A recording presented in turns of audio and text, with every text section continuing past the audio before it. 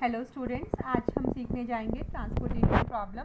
Transportation problem जो है वो ऑपरेशन रिसर्च का बहुत इंपॉर्टेंट टॉपिक है। इसमें से एग्ज़ाम में क्वेश्चन आता ही आता है।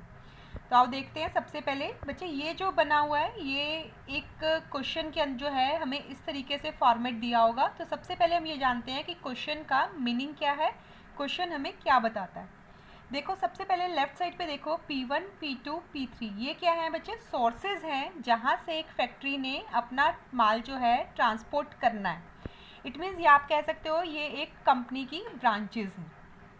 ट्रांसपोर्ट कहाँ करना है, कुछ डेस्टिनेशंस पर। डेस्टिनेशन क्या है इस क्वेश्चन में देखो गिवन W1, W2 और W3, ware house 1, 2, ware house 3।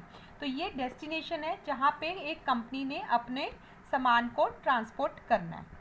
अब देखो यहाँ पे हमें डिमांड नज़र आ रही है। डिमांड क्या है, देखो W1 की टोटल डिमांड कितनी है, इट मीन्स उसको कितना रिक्वायर्ड है। W2 की टोटल डिमांड यहाँ पे देखो दिख रही है 25, W3 की 19। इसी तरह ही यहाँ पे हमें देखो बच्चों दिख रहा है सप्लाई। सप्लाई मतलब P1 की टोटल अवेलेबिलिटी कितनी है, कितना मैक्सिमम टू मैक्सिमम वो जो है अपना माल जो है वो ट्रांसपोर्ट कर सकता है। इस केस में देखो P1 की सप्लाई कितनी है 20 यूनिट्स, P2 की 28 यूनिट्स, P3 की 17 यूनिट्स। अब बात आती है ये जो देखो बीच में कुछ एलिमेंट्स हमें नज़र आ रहे हैं, ये क्या है, हमारी ट्रांसपोर्टेशन कॉस्ट पर यूनिट। ये ध्यान देने वाली बात है बच्चों, यहाँ पे ये कॉस्ट हमारी पर यूनिट कॉस्ट है। अब ये तो हमें बात की हमने क्वेश्चन की, जो हमें एग्जाम में नज़र आएगा, जो हमें क्वेश्चन के अंदर दिखेगा। अब बात आती है हमारे सॉल्यूशन की। सॉल्यूशन बच्चों देखो कैसा होगा हमारा, दो तरीके का बच्चों देखो सॉल्यूशन होता है। एक होता है हमारा इनिशियल बेसिक फिजिबल सॉल्यूशन,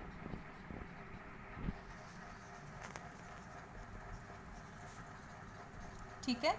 एक इसको है IBFS भी कह सकते हैं। आपको ऐसा भी क्वेश्चन में नज़र आ सकता है कि आप IBFS निकालो, एक ही बात है, इनिशियल बेसिक फिजिबल सॉल्यूशन। एक होता है बच्चे ऑप्टिमम सॉल्यूशन। अब देखो इन दोनों में क्या डिफरेंस है। इनिशियल बेसिक फिजिबल सॉल्यूशन वो सॉल्यूशन होता है जो हम स्टार्टिंग स्टेज पर निकालते हैं, इट मीन्स इनिशियल स्टेज पर निकालते हैं। इसको निकालने के बच्चे हमारे पास देखो तीन मेथड्स हैं। फर्स्ट है हमारा नॉर्थ वेस्ट कॉर्नर मेथड,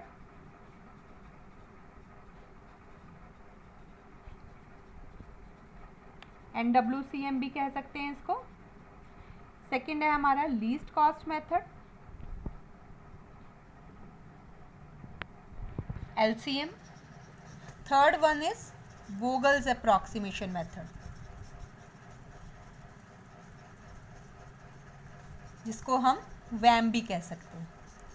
अब इन तीनों मेथड में से हमने क्या करना है, तीनों मेथड में से कोई भी एक मेथड लगाकर हमने इनिशियल बेसिक फिजिबल सॉल्यूशन अपना निकालना होता है, मतलब जो स्टार्टिंग सॉल्यूशन है। अब सॉल्यूशन क्या होगा, हमारी ट्रांसपोर्टेशन कॉस्ट होगी, जो मिनिमम होगी वही हमारा सॉल्यूशन होगा। बच्चे उसके ज़रूरी नहीं है कि जो हमने स्टार्टिंग स्टेज पे सॉल्यूशन निकाला वो सॉल्यूशन हमारा करेक्ट सॉल्यूशन हो। तो उसके लिए हम क्या करते हैं, हम ऑप्टिमम टेस्ट लगाते हैं। अब ये ऑप्टिमम टेस्ट लगाकर हम फर्दर फाइंड आउट करते हैं, फर्दर हम अपना ऑप्टिमम सॉल्यूशन फाइंड आउट करते हैं। ये जो ऑप्टिमम सॉल्यूशन है देखो, ये ऑप्टिमम टेस्ट लगाते हैं। इसके लिए हमारे पास दो टेस्ट अवेलेबल हैं। First is stepping stone method, next one is Modi method. मतलब इन दोनों में से हमें कोई भी एक मेथड लगाकर, टेस्ट लगाकर हमें अपना ऑप्टिमम सॉल्यूशन निकालना होता है। एक बार फिर से रिपीट कर रही हूँ, देखो इनिशियल बेसिक फिजिबल सॉल्यूशन हम निकालते हैं। किस तीन मेथड्स अवेलेबल है हमारे पास, north west corner method, Vogel's approximation method, least cost method. ये तीन मेथड हैं हमारे पास निकालने के लिए। फिर हम सेकंड ऑप्टिमम सॉल्यूशन निकालते हैं, उसके लिए हमारे पास ये दो मेथड्स अवेलेबल हैं, स्टेपिंग स्टोन मेथड और मोदी मेथड। आज हम अपनी बात करेंगे कि हम नॉर्थ वेस्ट कॉर्नर मेथड कैसे लगाते हैं, इसकी आज हम बात करेंगे। तो देखो बच्चे, ये हमारी जो है वो प्रॉब्लम थी जो हमने पहले डिस्कस की, और आज हम इस पे नॉर्थ वेस्ट कॉर्नर मेथड लगाना सीखेंगे। अब यहाँ देखो हमने नॉर्थ वेस्ट कॉर्नर, जैसे हमारा नेम ही सजेस्ट कर रहा है कि हमने स्टार्टिंग कहाँ से करनी है, नॉर्थ वेस्ट कॉर्नर से इसका सॉल्यूशन फाइंड आउट करना है। तो नॉर्थ वेस्ट कॉर्नर कॉर्नर कौन सा हुआ बच्चे, देखो इस केस में ये वाला नॉर्थ वेस्ट कॉर्नर हुआ। यहाँ पे अगर हम देखें तो हमारी डिमांड देखो W1 की कितनी है, 21 है, और P1 की सप्लाई देखो 20 है। तो P1 जो है वो मैक्सिमम जो है वो 20 यूनिट सप्लाई कर सकता है, और W1 देखो किसकी डिमांड जो है वो 21 है। तो कितनी यहाँ पे सप्लाई करेगा, क्योंकि P1 के पास तो 20 है, चाहे कितनी भी डिमांड हो, W1 की कितनी भी डिमांड हो, उसके पास तो इतना ही अवेलेबल है, तो इतना ही वो उसको सप्लाई करेगा। इट मीन्स अगर हम ये भी कह सकते हैं इन दोनों में से जो कम होता है वो हमें यहाँ पे लिखना होता है। अब यहाँ पे 20 यूनिट सप्लाई होने के बाद देखो P1 की जो सप्लाई है वो ख़त्म हो जाती है, नील हो जाती है। तो इसको हम क्या करेंगे, डॉटेड लाइन से इसको हम डिलीट मार देंगे, डिलीट कर देंगे। लेकिन W1 की देखो यहाँ पे 21 डिमांड थी, 20 ही पूरी हुई, तो इट मीन्स 1 जो है W1 की डिमांड अभी पेंडिंग है। अब फिर से दोबारा हम क्या करेंगे, नॉर्थ वेस्ट कॉर्नर देखेंगे। यहाँ नेक्स्ट नॉर्थ वेस्ट कॉर्नर ये वाला बनता है। इन दोनों के अंदर देखो आपने फिर कंपेयर करना है, 1 और 28 मिनिमम क्या है, 1, तो हमने वो यहाँ लिख देना है। इट मीन्स W1 की जो 1 यूनिट डिमांड है वो किसने पूरी की, P2 ने। P2 ने 1 यूनिट जब डिमांड पूरी की तो P2 की सप्लाई देखो कितनी रहेगी, 27 रह गई है। अब ये 1 यूनिट डिमांड पूरी हो गई तो W1 की सारी डिमांड जो है वो कंप्लीट हो गई, इसलिए हम इस लाइन को, इस कॉलम को भी क्या करेंगे, डिलीट कर देंगे। इसके बाद देखो हमारे पास ये 4 एलिमेंट्स पेंडिंग है। इसमें से हम फिर से दोबारा नॉर्थ वेस्ट कॉर्नर देखेंगे, वो हमारा ये बनता है। इस केस में आप देखो W2 की डिमांड कितनी है, 25 है, और P2 की सप्लाई कितनी है, 27 यूनिट्स।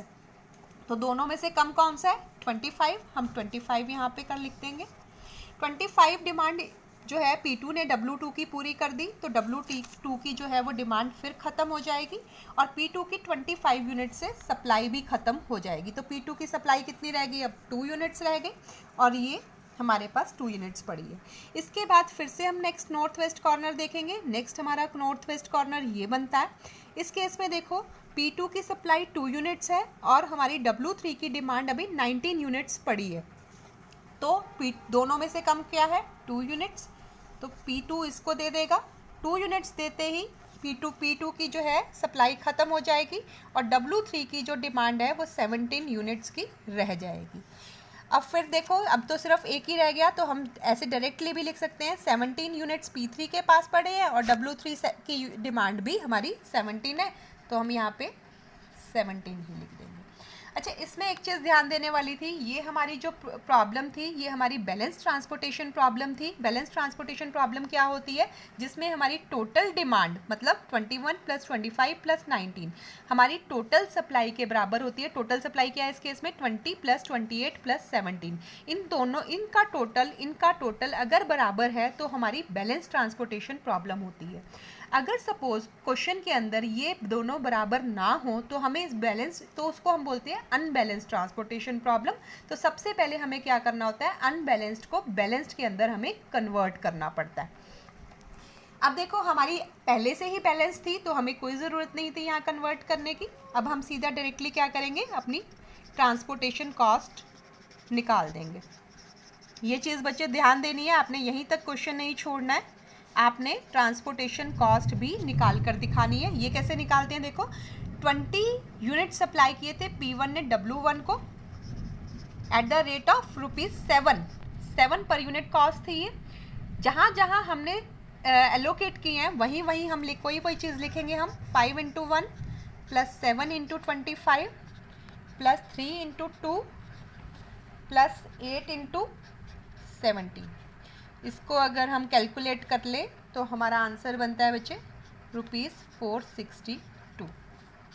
तो ये हमारी ट्रांसपोर्टेशन कॉस्ट आ गई। किस मेथड को हमने, मेथड कौन सा लगाया, नॉर्थ वेस्ट कॉर्नर मेथड। तो बाकी के जो 2 मेथड्स हैं, that is least cost method and Vogel's approximation method, ये हम नेक्स्ट लेक्चर में करेंगे। तब तक के लिए थैंक यू।